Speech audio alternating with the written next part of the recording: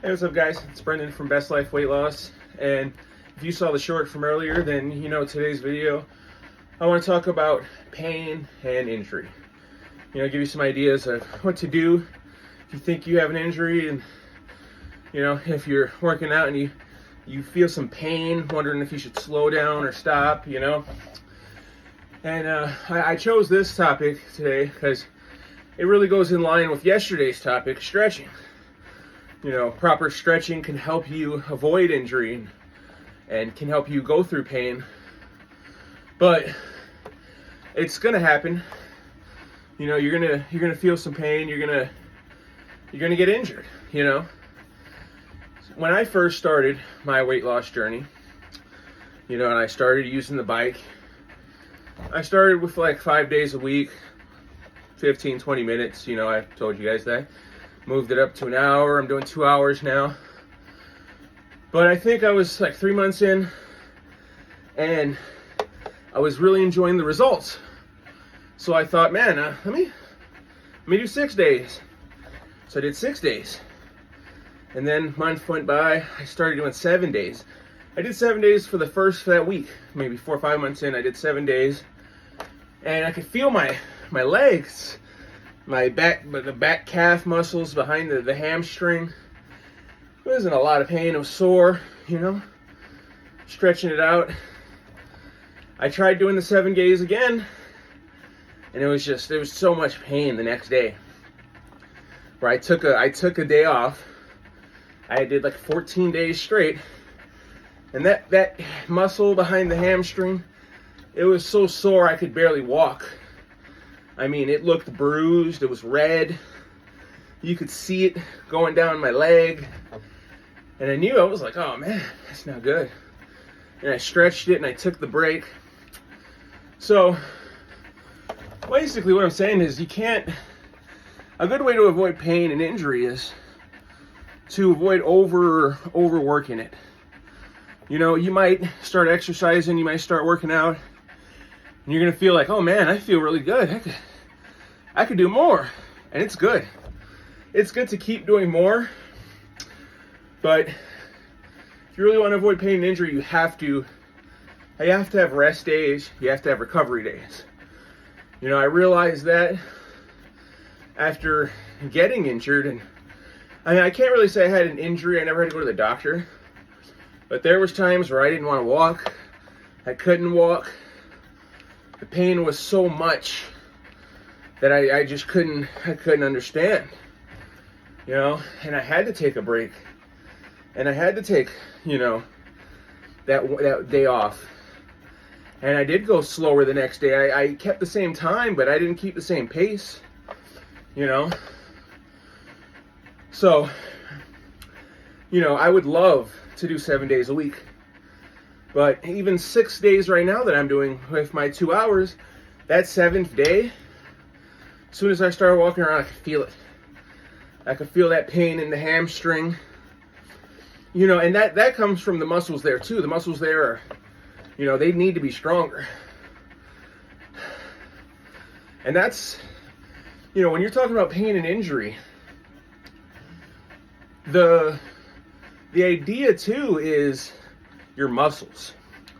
So if your muscle is not properly developed, and you start to do a new exercise, a new routine, and they're hitting muscle groups that don't get hit a lot, but there's a muscle group next to it. So like my hamstring has always been weak, but my thigh from the bike has been getting stronger. So if I were to start doing some squats, my thighs will excel and I'll be killing it with the squats.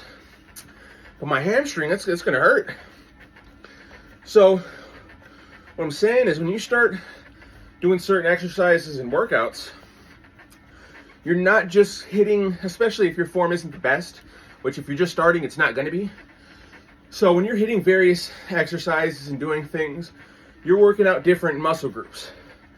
What's going to happen is you're going to have a muscle group that's underdeveloped in comparison to your other muscle groups. That's going to get overworked. It's going to get worked like it's never gotten before, and it's going to hurt. And that's how you're going to cause pain and injury. it's like I still have the shoulder pain from my push-ups.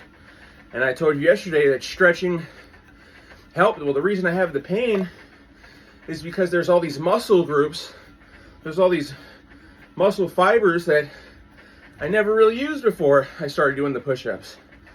And yeah, the push-ups, there's different things that are working more than the other.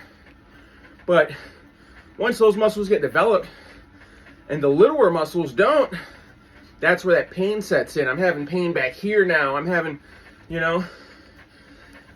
And the idea of those stretches is almost like reps, because you're trying to wake that muscle up. You're trying to get those muscles that you don't usually use, you want them to get used. You want them to get moved. You want to engage them.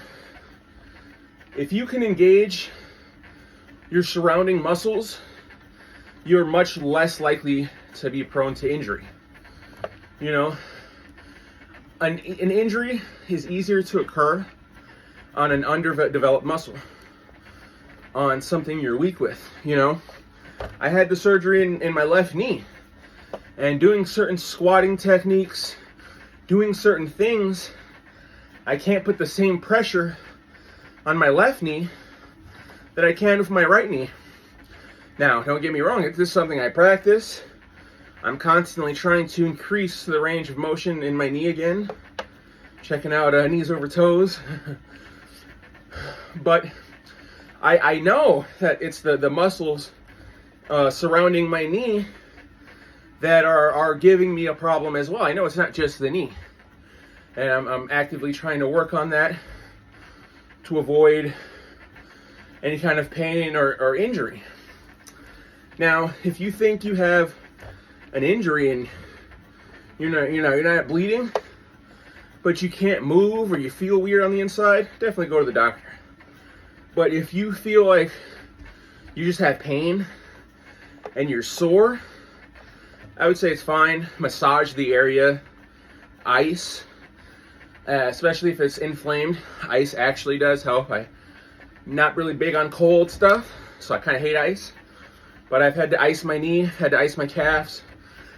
It does help. It does reduce the inflammation. I don't recommend taking any kind of pain pills or pain medication. And I don't want you to dull the pain. Because what happens is you'll dull the pain, but you've been working out for a while. So you want to work out. You dull the pain with the medicine. Now you think you're good. Now you go and you hit it. And you hit it really hard. Because you don't have any pain. When that pain medicine wears off, you know, not only do you have more pain, but you probably injured that area now because you were over pushing it.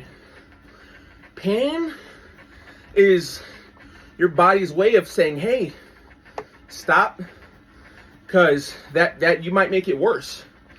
And you don't want to make it worse. But you have to assess it. You know, the difference between a pain and injury.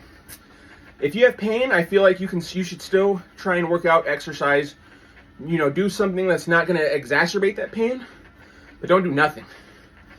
Now, if you have an injury, depending on the injury, you need to take a break. You need to not exercise. You can always do something else. If it's your legs, do a little bit of arm workouts. If it's your arms, take a walk. You know, I have not had an injury or pain that stopped me from doing the bike. You know, it might be different for everyone, but you know, when I had the soreness, when I had the cramps, when I had all of that, I was always able to persevere through it. And because the bike is such a low impact, you know, that's why it works so well for someone like me with multiple knee surgeries, is the low impact aspect. You know, I'm sitting here, I'm just getting it in, I'm burning my calories. So it's easier for me to say, oh, you know, my calf hurts a little bit. I'll compensate, go a little slower with this leg, compensate with this leg, still getting that pump in. Then the next day, you'll feel better. But, you know, it's really important to push yourself on your weight loss journey, to really strive for a good exercise and a good pump. But it's equally as important to rest, to relax, and recover. You know, when I first started, all I wanted to do was just lose fat. Almost 2 years in now, I like the idea of building muscle. And you're not going to build muscle without rest and recovery. All right, guys. Well, I hope you liked the video, and I hope I inspired somebody to start their weight loss journey today. Stay positive.